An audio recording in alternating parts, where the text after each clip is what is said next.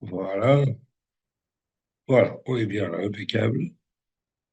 Et on va faire cette étude il y a une Nishbot pour l'élévation de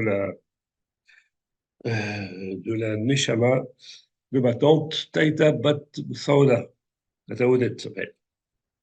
C'est ce soir, c'est ce soir son anniversaire. Bon, et on y ajoute évidemment toutes les âmes qui sont parties pendant cette guerre.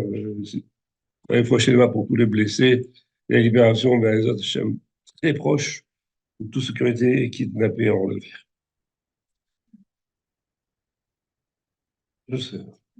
Normalement, on aurait dû faire Tsav cette semaine, mais comme on a fait Purim la semaine dernière, qu'on a raté Vaïkra, que moi-même, j'ai pas écrit d'études sur Tsav, et que Vaïkra ressemble beaucoup, et que Vaïkra va dire décrire quelque chose de beaucoup plus général, donc on va s'attacher à la parasha de Vaïkra, qui est un peu rattachée à Tsav. Alors, que s'est-il passé dans Vaïkra? Vaïkra, c'est le début du livre où on va découvrir tout ce qui est le service du temple, et en particulier le service des corbanotes, des offrandes qu'on va faire au temple. Alors, effectivement, cette partie-là de la Torah a toujours été très surprenante, parce que on y voit comment dire, des sacrifices d'animaux à n'en plus finir. Énormément de sacrifices d'animaux. On prend les bêtes, on les égorge, on les épaisse, on les coupe en morceaux. Après, on prend ces morceaux, on les lave et on va les mettre sur le misbéa pour les brûler. Voilà, donc, et ça se répète sans fin, suivant le type d'offrande qu'on fait. L'offrande, bon, là, c'est-à-dire holocauste, on va brûler entièrement la bête. Ça peut être une offrande de fautes qu'on a commises pour la réparer. Ça peut être une offrande simple qu'on donne au temple, donc qu'on va partager avec les Kohanim, etc. Donc il y a toutes sortes de corbanotes comme ça, et le rituel est quasiment, pas toujours le même évidemment, mais il y a toujours cette notion de sacrifice d'animaux, de prendre le sang, de le jeter sur le misbéach, et ensuite, comme je vous ai dit, découper les morceaux, les laver, etc., etc. Et les brûler sur le...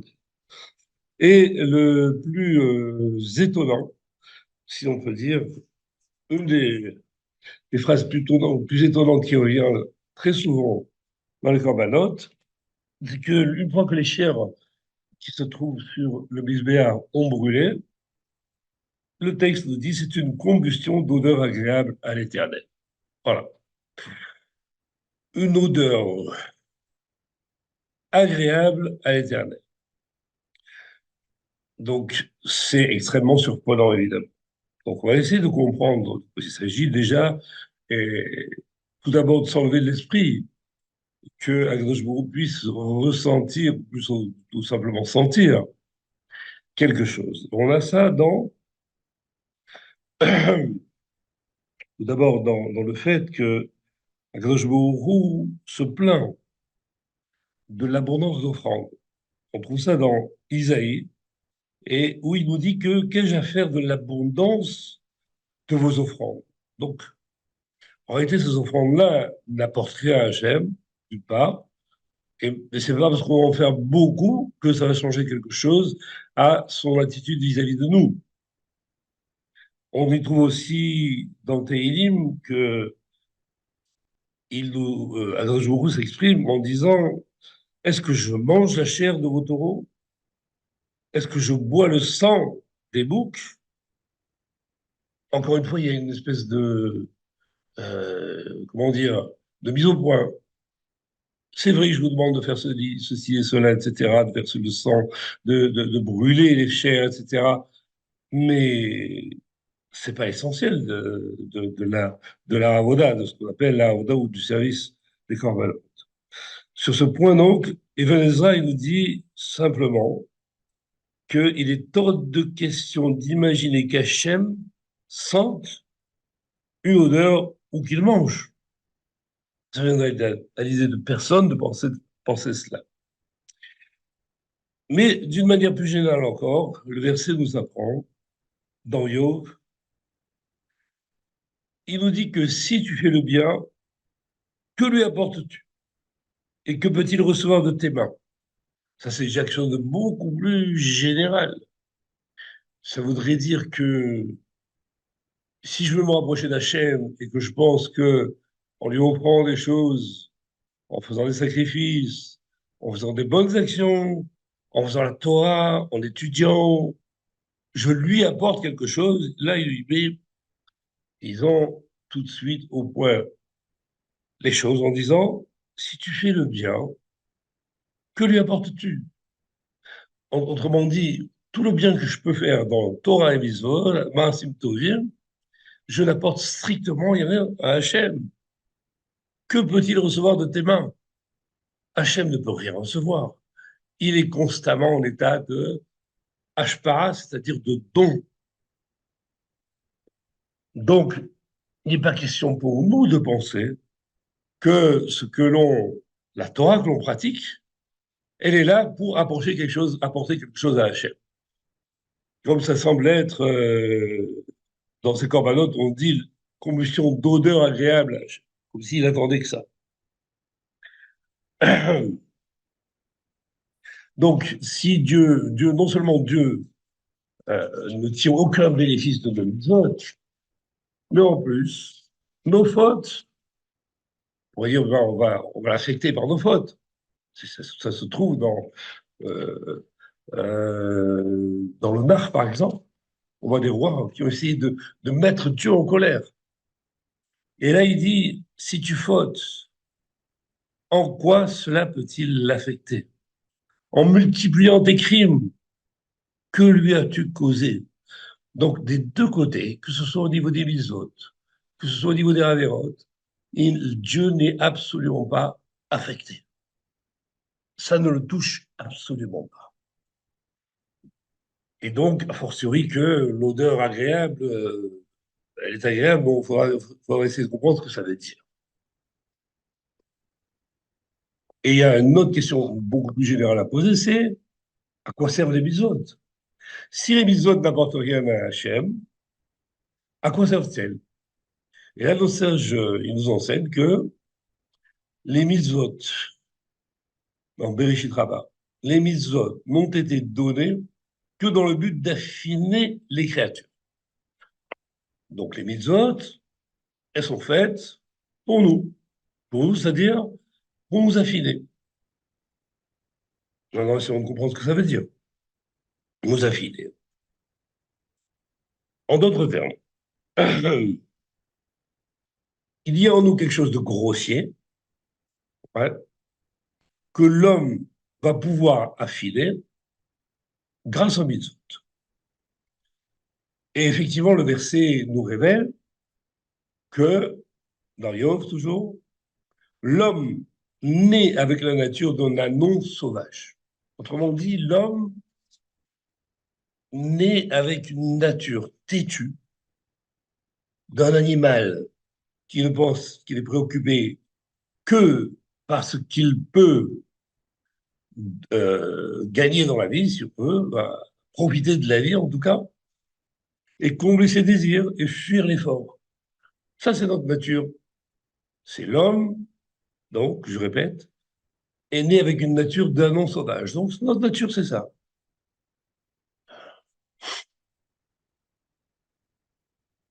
Donc, cette nature-là qui est grossière, il va falloir l'affiner. Et par quoi, ou grâce à quoi allons-nous l'affiner? Ce sera grâce aux mitzvot, a priori, et à la Torah en général.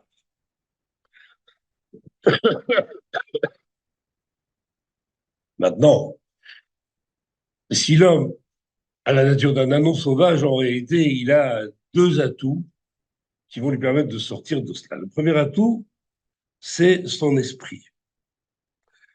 Le premier, cet atout-là, numéro un, cet esprit-là, va l'aider à mesurer les conséquences de ses actes et retenir ses pulsions.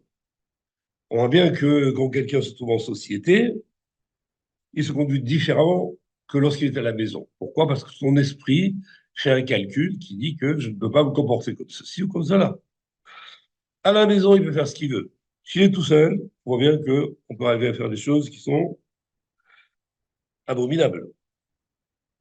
Le mot est un peu fort, mais méprisantes pour la personne elle.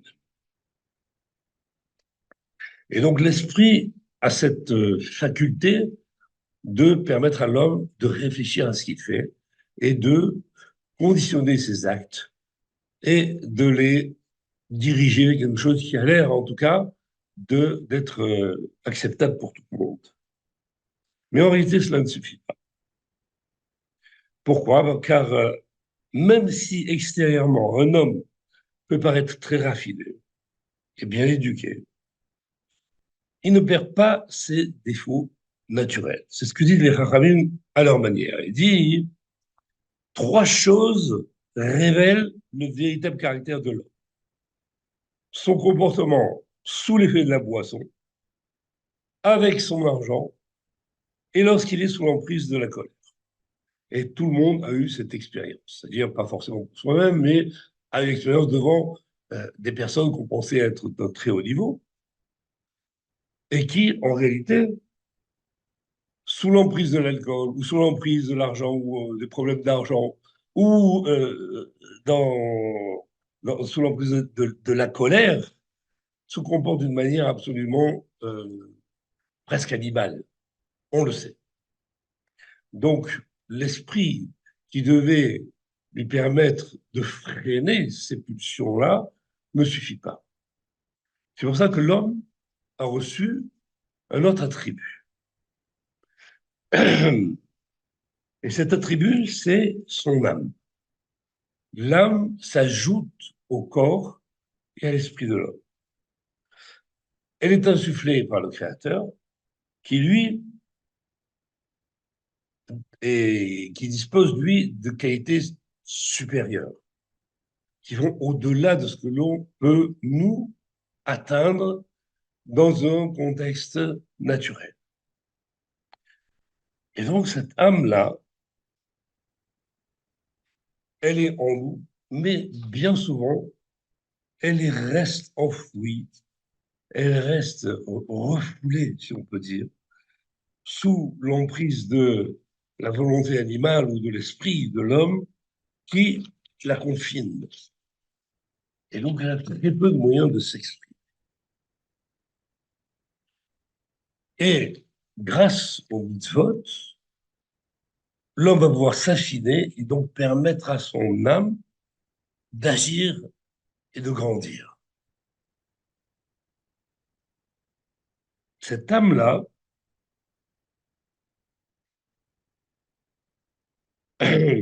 doit s'affiner. On va pouvoir le comprendre avec l'analogie entre le Mishkan de l'homme et son corps. Dans le corps de l'homme lui-même, on tient ce qui s'appelle l'âme. Le Mishkan, lui, contient aussi, si l'on peut dire, une part de Dieu, la Shrina, ce qu'on appelle la Shrina. Et le Cheikh nous explique que quand ils ont construit le sanctuaire, c'était pour faire résider Hachem dedans. Mais il explique que l'essentiel de de la résidence d'Hachem ne se situe pas dans une demeure, mais dans le cœur de l'homme. Ainsi, la résidence d'Hachem se trouve aussi dans le cœur de l'homme. Elle s'appelle l'âme, tout simplement. En pratiquant le rituel des offrandes dans le Mishkan, les enfants d'Israël démontrent leur attachement à Hachem et à sa présence dans ce lieu. Effectivement, la, ce rituel-là de Corban, d'offrande, avait. On ne peut pas le décrire parce qu'on n'y était pas. On le décrit par rapport à ce que les sages ont plus ou moins dévoilé, mais c'était quelque chose d'absolument extraordinaire. Une chose qui dépasse la nature. Et donc, quand les gens, ils allaient au Beth Amikdash ou Mishkan, ils allaient faire les corbanotes et il se passait des choses extraordinaires là-bas. Et Dieu lui-même précise que pendant ces corbanotes, il montre sa présence. Il la montre, effectivement. Ça veut dire quoi qu'il montre quelque chose de très, très élevé. Donc, il y avait un intérêt à pratiquer ces corbanotes, en dehors du fait que ça pouvait servir à, comment dire, à corriger les fautes et à pardonner les fautes, plus précisément, ou à se rapprocher d'Hachem, il y a aussi un plaisir naturel dans ces corbanotes. On n'est pas capable de comprendre aujourd'hui. Mais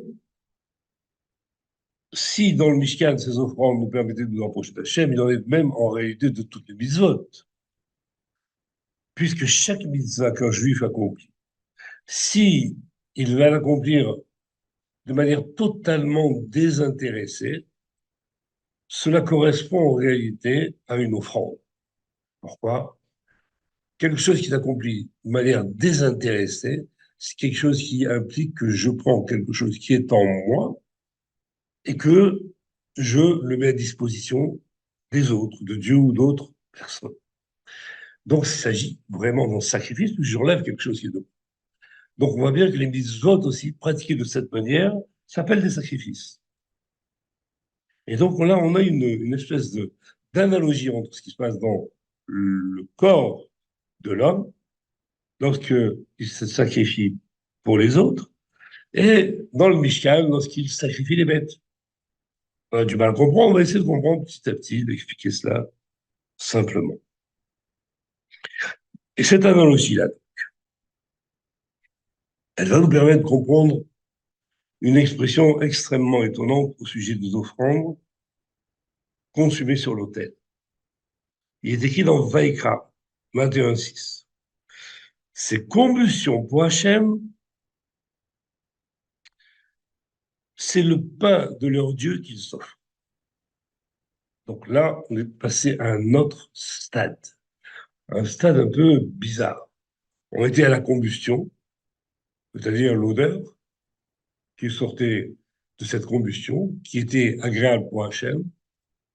Et là, on apprend que ces combustions-là, donc, qu'on offrait sur l'autel, c'est le pain d'Hachem.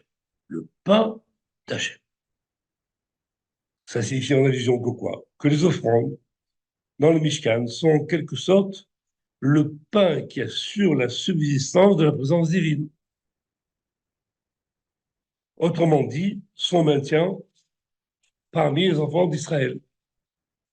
Puisque le pain par excellence, c'est ce qui permet à l'homme de vivre. Et donc, dans ce cas-là, en disant que c'est le pain d'Hachem, en quelque sorte, la présence divine qui se trouve dans le Mishkan va pouvoir se nourrir de ces corbanotes, de ces sacrifices. Et les sages donnent une interprétation suivante à cette expression. Lorsqu'Israël accomplit la volonté d'Hachem, qu'est-il écrit? Mon offrande, mon pain, et corbani là. Ils sont comme des enfants qui nourrissent leur père. Bon, je rajoute un petit peu. Donc, les, les sacrifices nourrissent en quelque sorte Hachem, ce qui est inadmissible. Al-Cheikh a dit au tout début, là-bas, que c'était impensable, pardon, les avait dit au tout début, il dit que c'était invraisemblable. Donc maintenant, il s'agit de comprendre de quoi on parle là. Quel est ce pain-là? Qu'est-ce que ça nourrit exactement? Ainsi, quelqu'un qui fait une mitzvah, en quelque sorte, nourrit la part d'Hachem qui se trouve en lui et lui permet de grandir en la libérant de l'emprise de son corps. À l'inverse, le juif qui ne pratique pas les mitzvot affame son âme. Il ne donne pas à manger. Car il n'est pas prêt à sacrifier son bien-être matériel pour elle. En s'affranchissant ainsi du joug des mitzvot, l'homme pense être libre, car rien n'entrave, entrave ses désirs. Il peut faire ce qu'il veut, manger ce qu'il veut, boire ce qu'il veut, agir comme il l'entend. Alors qu'en réalité, il est totalement soumis à la volonté de son corps. C'est son corps qui le domine totalement, puisque son corps est soumis à ses pulsions, à ce qu'il a comme caractère, à son ADN, etc. On a déjà vu ça. Donc, le corps lui-même domine l'homme. Et pour le satisfaire, il est prêt à le servir de tout son cœur et de tout son être et de tous ses moyens. Ça signifie que son corps devient en quelque sorte l'autel sur lequel il est prêt à tout sacrifier. Maintenant, il est possible de comprendre,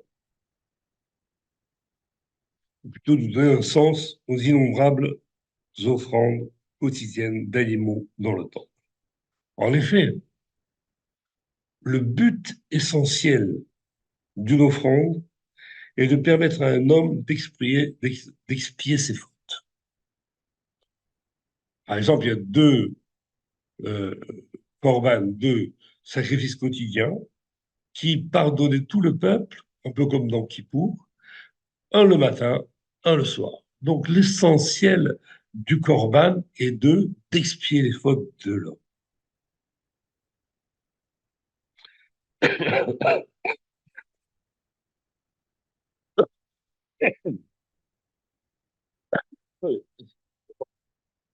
Au cours de cette expiation, la bête sacrifiée symbolise la partie animale de l'homme,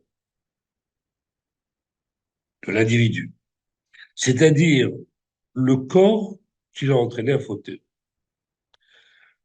On peut également comprendre pour cette raison que c'est uniquement au sujet de la combustion de ces offrandes que la Torah révèle la satisfaction d'Hachem. Par l'expression, c'est une combustion d'odeur agréable à l'Éternel. Le Midrash donne l'explication suivante à cette expression. J'ai eu, c'est Dieu qui parle, j'ai eu de la satisfaction parce que j'ai exprimé ma volonté et qu'elle a été réalisée. En réalité, cette satisfaction vient du fait que les Israël obéissent à Hachem, obéissent à tout ce qu'il lui demande. En réalité, comme on l'avait expliqué, chaque fois qu'un homme fait une mitzvah, il sacrifie une part de sa personne. On l'avait vu. Donc, il sacrifie quelque chose qui lui appartient et qui va lui manquer après, puisqu'il va l'avoir donné, transmise à d'autres, à Dieu ou à d'autres hommes.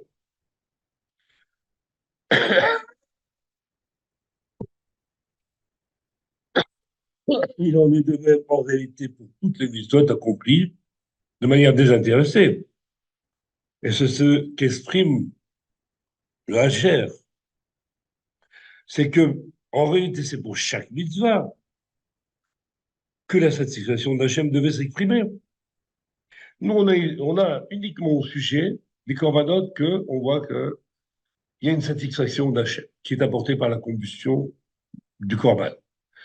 Or, les mitzvot qu'on accomplit sont du même ordre, c'est-à-dire que je sacrifie quelque chose qui est en moi. Donc, ce sacrifice que je fais devrait satisfaire Hachem, un peu comme une combustion d'odeur agréable. Mais ça, on le voit dans aucune mitzvah de la Torah qu'Hachem exprime sa satisfaction. Le seul endroit où il l'exprime, c'est dans ce corban-là. Et si Hachem, maintenant, pourquoi n'exprime-t-il sa satisfaction que, uniquement plutôt, au sujet des offrandes? Pourquoi? C'est parce que, sans doute, ces dernières marquent symboliquement le rapprochement total de l'homme avec son créateur. On va expliquer ça. En effet,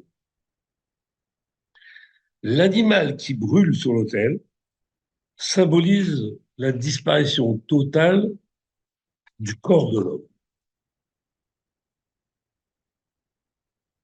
Comme le corps de l'animal disparaît totalement, et que ce corps, c'est un peu ce que l'homme offre, et que ce corps va disparaître totalement.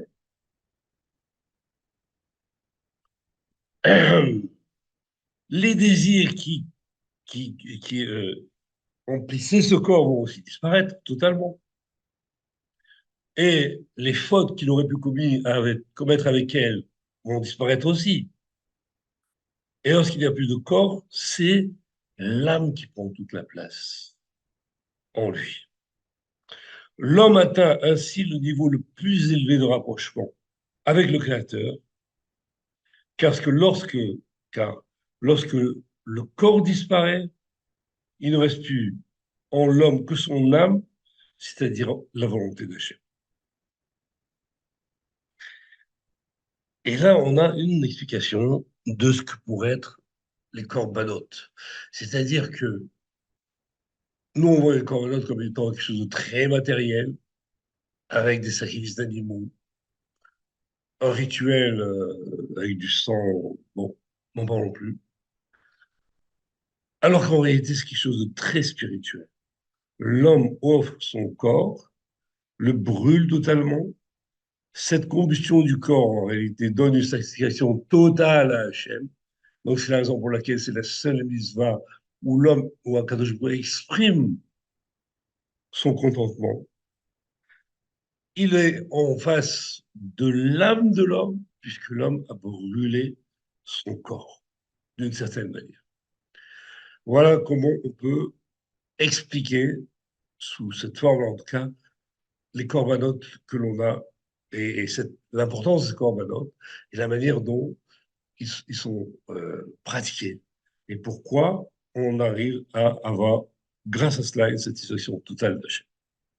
Voilà, on a terminé l'étude. Elle est, bon, elle est ce qu'elle est. Elle permet en tout cas de répondre à certaines questions, grâce au Chachamim, évidemment. Et si vous avez des questions, évidemment, vous pouvez les poser. Il n'y a pas de problème. Et il doit y en avoir. C'est pas grave, c'est déjà gentil que bon, d'abord, c'est pas des questions, hein, c'est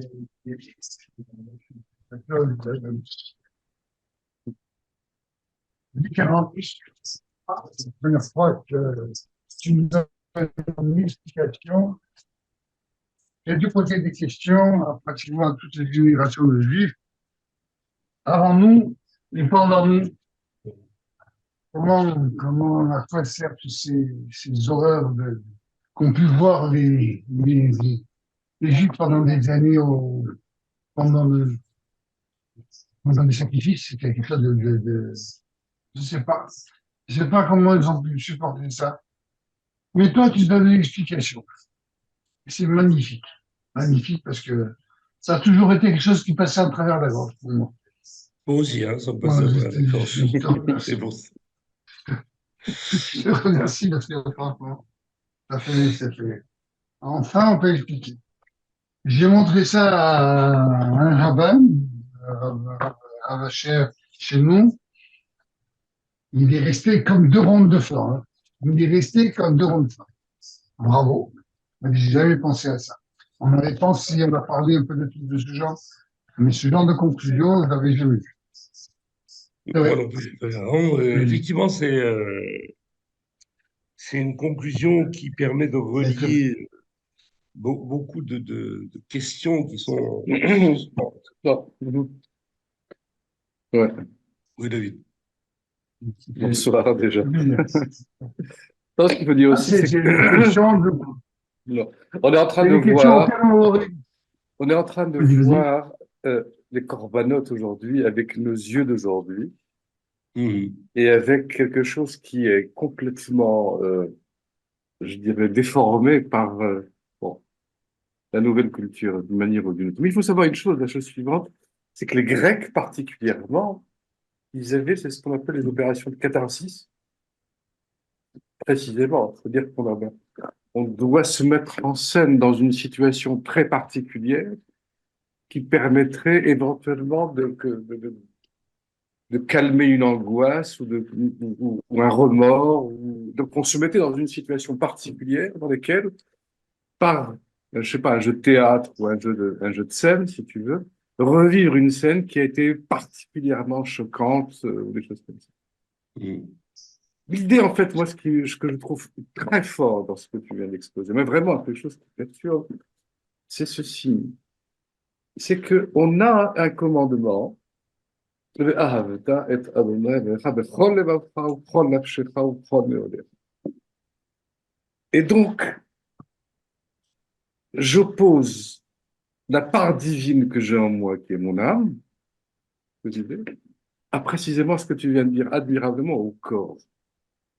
Or, le seul moment où je sers de cette manière-là, comme le devrait le demander Hachem, précisément, je le sers, bechol levavi ou bechol nafshi ou bechol meodi, c'est mon corps. Ouais. C'est mon corps. Et donc, Oui, dans le en Corban, l'offrant.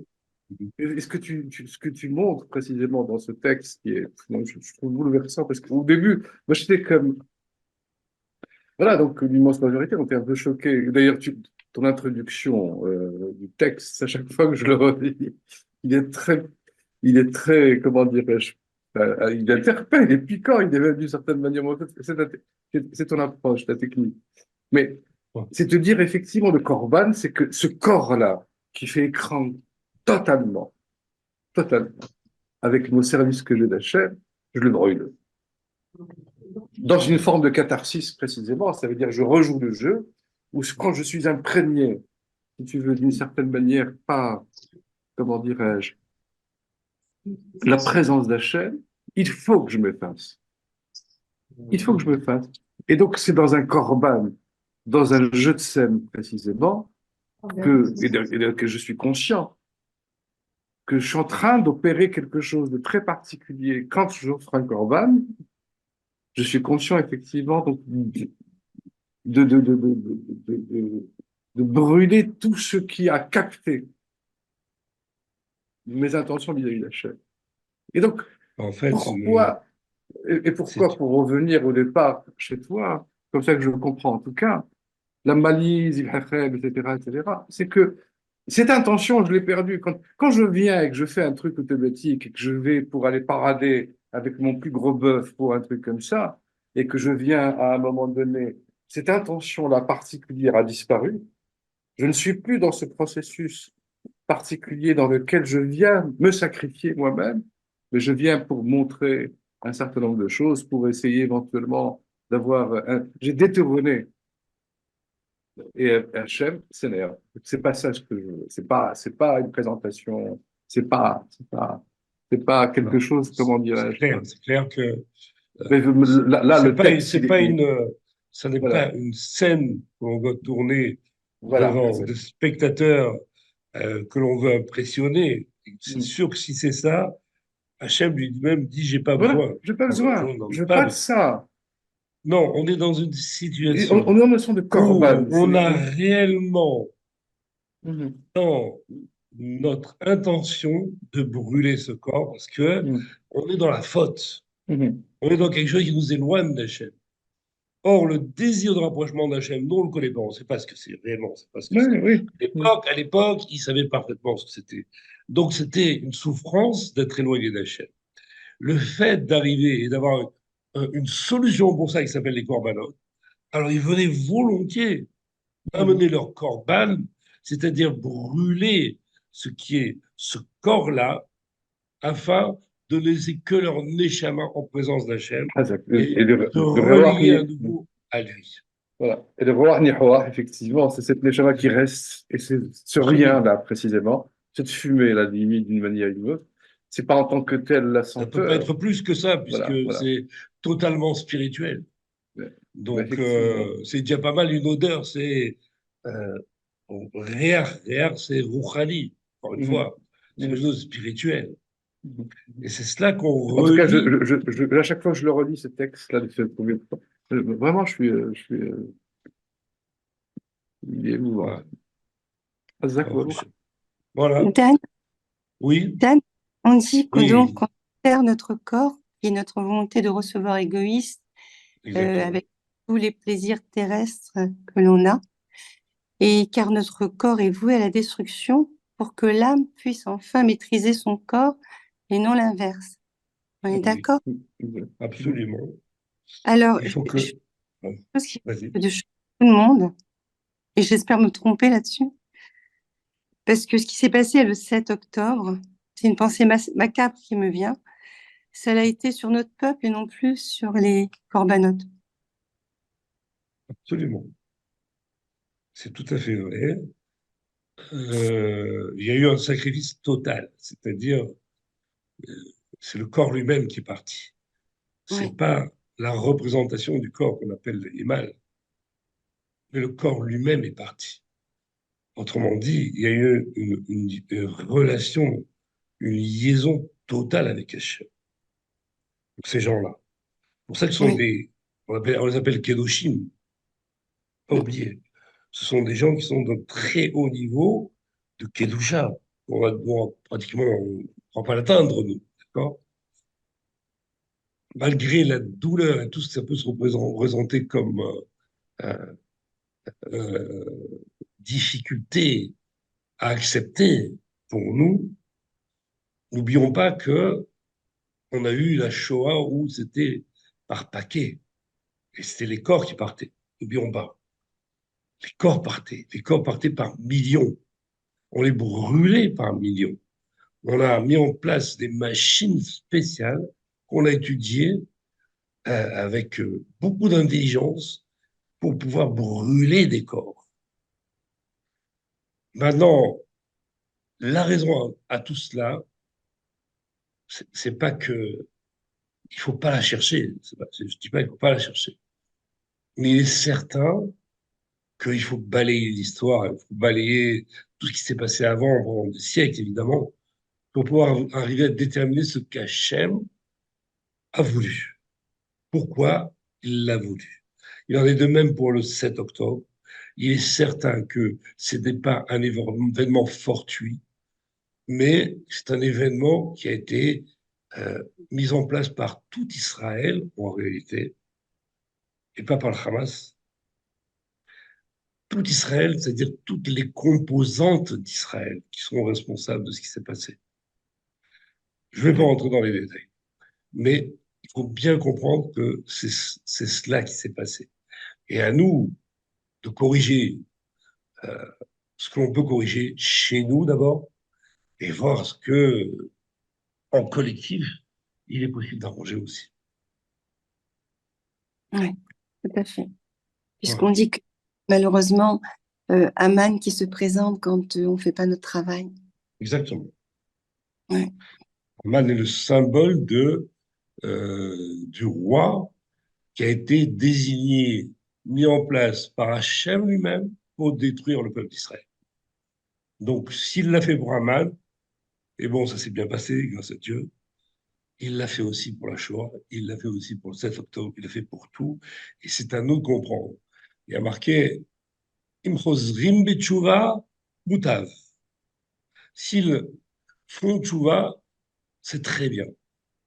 Vim lav, et sinon, ani ma'amid lahem meler ke'aman. J'instituerai, je mettrai en place un meler comme Aman. Qui est-ce qui parle là? C'est Dieu. Un point, c'est tout. Il n'y a pas de Aman. mm, C'est Dieu qui parle. Un point, c'est tout. Et c'est ça qui veut nous faire comprendre. C'est à nous de faire tchouva. C'est à nous de grandir en Torah. C'est à nous de nous rapprocher d'Hachem.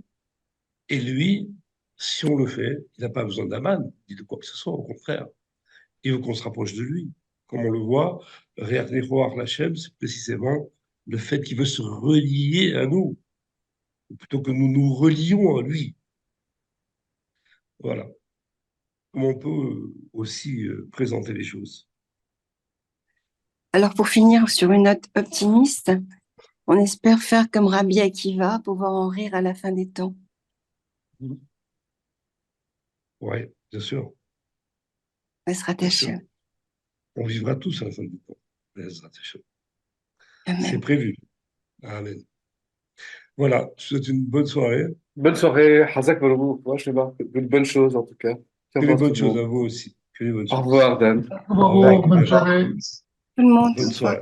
Merci. À bientôt.